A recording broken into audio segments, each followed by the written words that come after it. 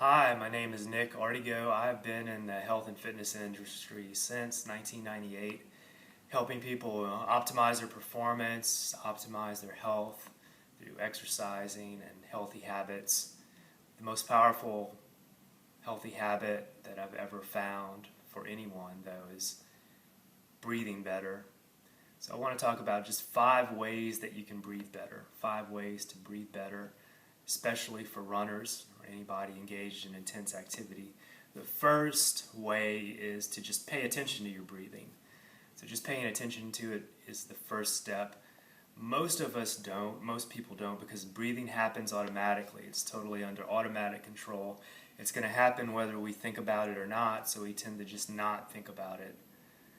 Pay attention to it. 3 questions to ask yourself as you're paying attention to your breath is, am I breathing through the nose or the mouth? Another question is it coming into my belly or my chest? Am I using the belly or the chest? And am I breathing fast or slow? So those are 3 main parameters that you can adjust to change your breathing.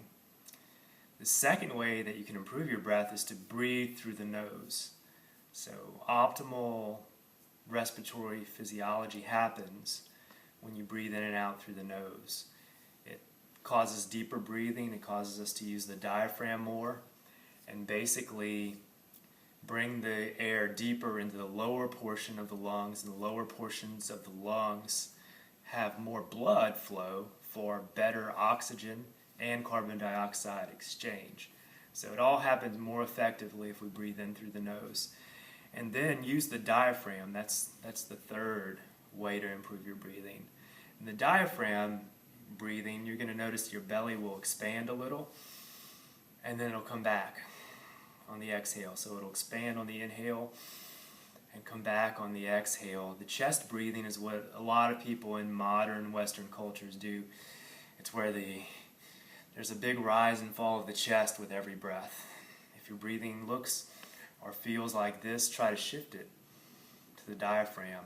And then train your breathing muscles. The muscles that perform breathing are trainable just like any other muscle. Some people use these masks that give you some resistance. They call them elevation masks.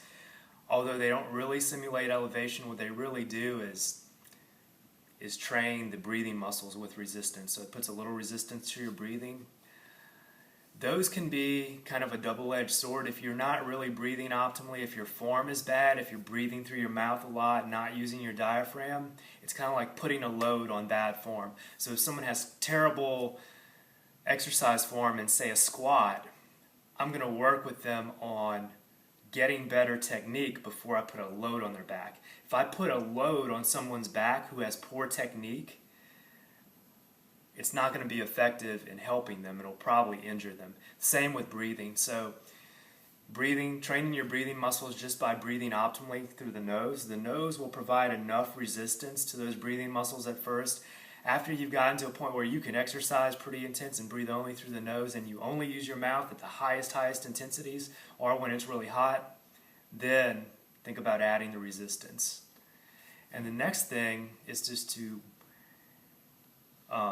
use the exhale to control your breath.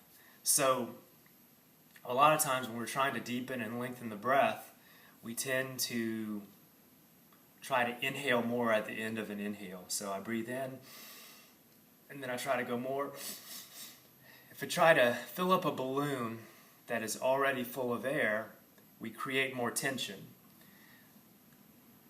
If you fill up a balloon that's already full of air, you create more tension. If you try to breathe in more air when you're already full, you create tension. The most effective way, the more effective way to control your breathing and either lengthen it or speed it up depending on your circumstances is with the exhale. Our muscles that control the exhale are so much stronger than the muscles that control the inhale.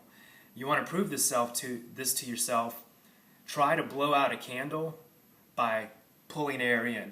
You cannot move enough air to blow out a candle by breathing in. You have to breathe out. That's where our respiratory power comes from, the exhale.